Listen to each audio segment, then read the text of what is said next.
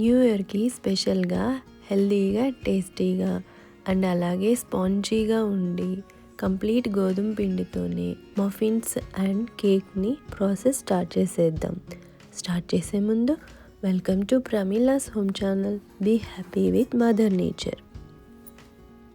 ఈ ప్రాసెస్లో వాడుతున్నవి అన్ని ఇంగ్రీడియంట్స్ హెల్తీగా చేసుకుంటాము. ఈ మఫిన్స్ చేయడం కోసం క్యారెట్ అండ్ అలాగే లెమన్ కూడా వాడతాము. ప్రాసెస్ స్టార్ట్ చేసే ముందు కొత్తగా ఎవరైనా ఛానల్ చూస్తుంటే please subscribe to this channel and thank you for your support. 4 to 5 డేట్స్ని సీడ్ తీసేసి పాలలో నానబెట్టాలి. వేడి పాలుగా తీసుకోవాలి ఒక 10 minutes పాటు.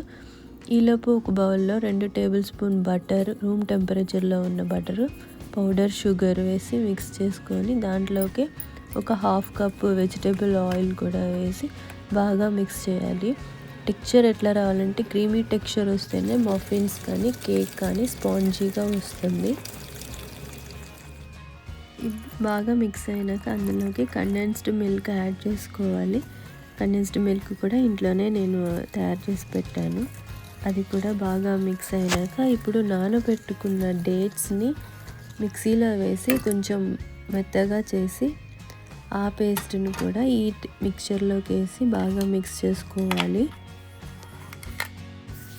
డేట్స్ మిక్చర్ అంత పేస్ట్గా ఏం లేదు, కొంచెం పల్ప్గా ఉంది. సో అలా దాన్ని బాగా మిక్స్ చేసి పెట్టుకొని ఒక ఎల్లో లెమన్ తీసుకొని దాని పై భాగం వైట్గా ఉంటుంది కదా, అది రాకుండా పైన వరకు తురిమి పెట్టుకొని అది ఒక 1/2 స్పూను ఈ మిక్చర్లోకి వేసి మిక్స్ చేసుకోవాలి. దీంతోపాటు ఒక 1/2 క్యారెట్ తురుము కూడా వేసుకుంటే కలర్ చాలా రిచ్గా ఉంటుంది అండ్ టేస్ట్ కూడా బాగుంటుంది. సో ఆ క్యారెట్ తురుము కూడా వేసి బాగా మిక్స్ చేసేసుకోవాలి.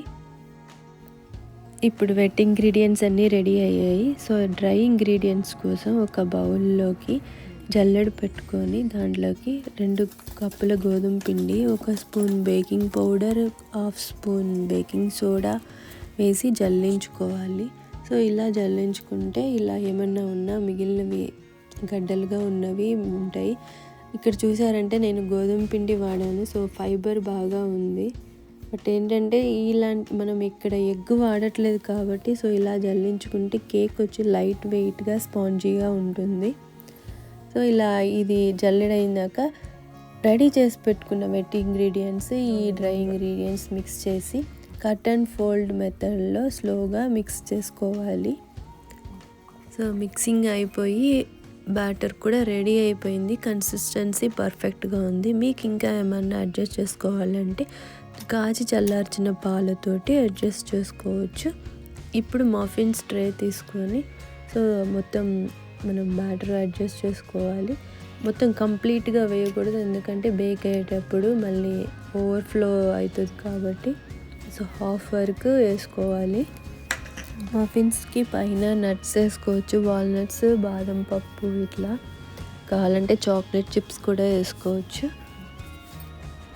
హాఫ్ బ్యాటర్ మఫిన్స్ అలాగే ఇంకా మిగతా బ్యాటర్ కేక్ ట్రేలోకి ట్రాన్స్ఫర్ చేసుకొని దాని మీద కూడా నట్స్తో గార్నిష్ చేసి సో బేక్ చేయడానికి రెడీ అయిపోయింది.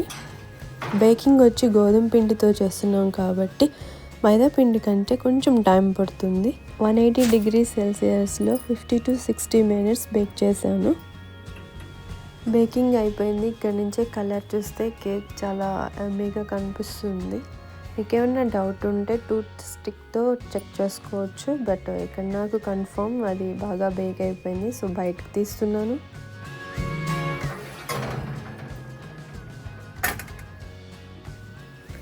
మఫిన్స్ అండ్ కేక్ రెడీ అయిపోయినాయి. చాలా కలర్ కానీ టెక్స్చర్ కానీ అసలు చాలా బాగున్నాయి. స్పాంజీగా ఉంది. ఈ విధంగా కంప్లీట్గా ఫైబర్ ఉన్న గోధుమ పిండితో ఇంట్లోనే చేసి పెట్టామంటే పిల్లలకి వాళ్ళు బయట నుంచి కూడా నెక్స్ట్ టైం మళ్ళీ అడగరు, మిమ్మల్ని ఇంట్లో చేయమని అడుగుతారు. అంత బాగా వస్తాయి అండ్ టేస్ట్ కూడా చాలా బాగుంది.